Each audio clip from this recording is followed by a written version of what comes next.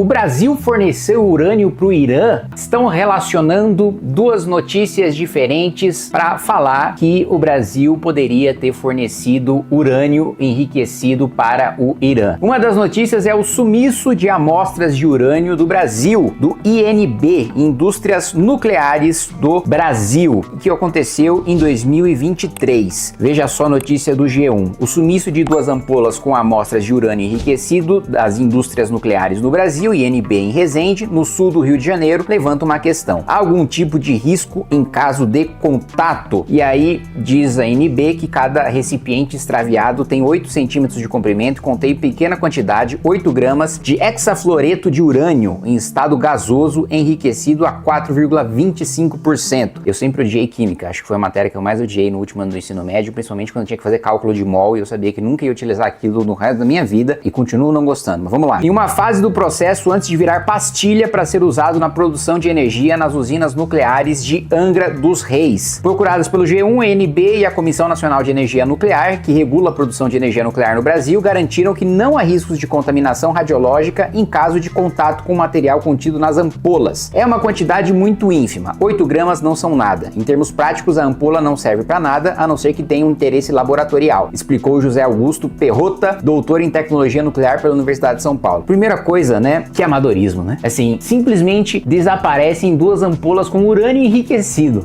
Independentemente da quantidade, já é bizarro que um país, e não é como se tivesse urânio enriquecido por várias indústrias do Brasil, não, é uma coisa extremamente limitada, extremamente controlada, com uma legislação brasileira extremamente rigorosa, e aí você vai ver o controle na prática ridículo a ponto de desaparecerem com urânio enriquecido. E aí juntaram isso aí com outra notícia de que foi um absurdo, aliás, que aconteceu. Alguns de vocês devem se lembrar de que navios iranianos atracaram no Rio de Janeiro em 2023. E aí, como o sumiço das ampolas de urânio ocorreu em 2023, né, tem gente tentando relacionar, né, os navios do Irã que atracaram aqui com as ampolas de urânio. Fato é que, olha, na minha avaliação, primeiro, nem faria sentido o Irã se dar esse trabalho de pegar duas ampolas com tão pouco urânio enriquecido. Mas o que é verdade é que o Brasil, né, no segundo mandato do governo Lula, foi o país que fechou o acordo nuclear com o Irã. Poucas pessoas devem se lembrar disso, e eu puxei aqui uma matéria da BBC falando de que a suspeita de que o Irã estaria perto de produzir armas nucleares foi a justificativa de Israel para iniciar ataques contra o país em 12 de junho. A preocupação sobre as intenções nucleares do país persa é antiga, embora Teherã sempre tenha afirmado que busca o desenvolvimento de tecnologia apenas para fins pacíficos. Há 15 anos, o Brasil assumiu protagonismo internacional inédito ao mediar, junto com a Turquia, um acordo nuclear com o Irã. Anunciado em 17 de maio de 2010, após muito ceticismo, o acordo foi celebrado como um sucesso pelo presidente Lula no último ano do seu segundo mandato.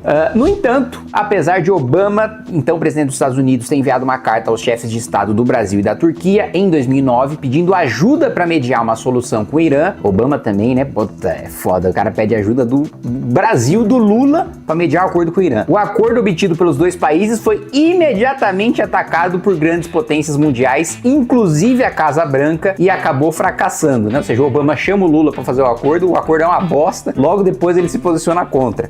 Naquele momento, o Irã havia aumentado sua capacidade de enriquecimento de urânio, insumos usados em armas nucleares. As potências ocidentais queriam que o país aceitasse enviar 1,2 tonelada do seu urânio para ser enriquecido no exterior. Desta forma, o país não teria o domínio completo do ciclo de produção nuclear. O acordo obtido pelo Brasil previa a entrega de 1,2 tonelada de urânio de baixo enriquecimento para a Turquia em troca de combustível para um reator nuclear a ser utilizado em pesquisas médicas em Teherã. A previsão era que o urânio iraniano ficaria guardado na Turquia sob vigilância turca e iraniana. Após um ano, o Irã receberia 120 quilos de material enriquecido a 20%.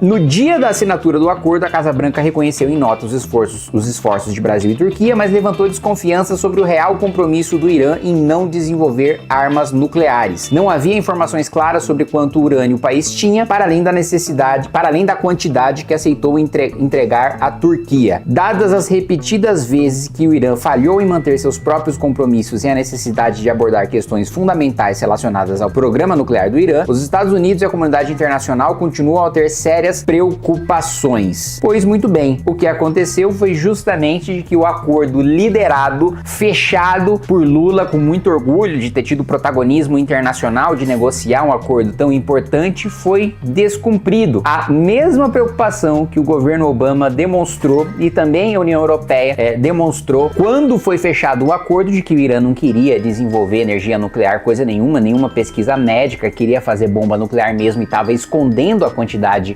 de urânio que possuía. Exatamente isso foi o que aconteceu. O Irã fez ali o Brasil e a Turquia de otários. Me chama de otário. Só mais uma vez.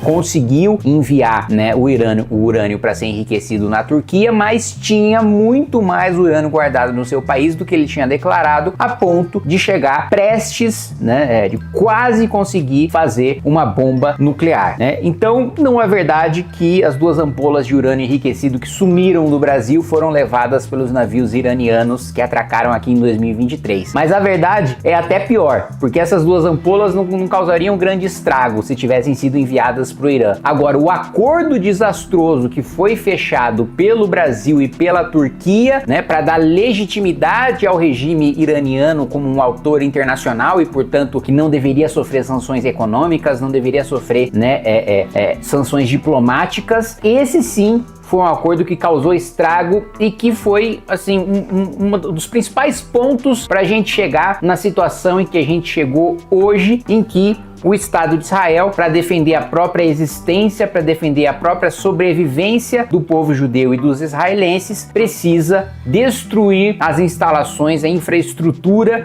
nuclear do Irã. E mais, os Estados Unidos, né, já lançaram ali nota falando para todos os americanos saírem do Irã, assim como também o governo chinês orientou os chineses a saírem do Irã, o que, na minha avaliação, desconfio, né? Pode ser que a gente esteja vendo um capítulo de uma nova Guerra Fria, em que indiretamente Estados Unidos e China se enfrentem numa guerra em território iraniano, mas independentemente disso, as instalações onde o enriquecimento de urânio está sendo feito, né, no Irã, são instalações que estão ali 40, 50 metros de profundidade e Israel não possui bombas potentes o suficiente para atingir esse nível de profundidade, mas os Estados Unidos possuem essa bomba, né, uma bomba que é capaz de, né, antes de explodir, né, perfurar ali, chegar a cerca de 60 metros de profundidade, uma bomba que nunca foi utilizada num conflito real, só foi utilizada em exercícios militares, que seria utilizada pela primeira vez no Irã. Tecnologia!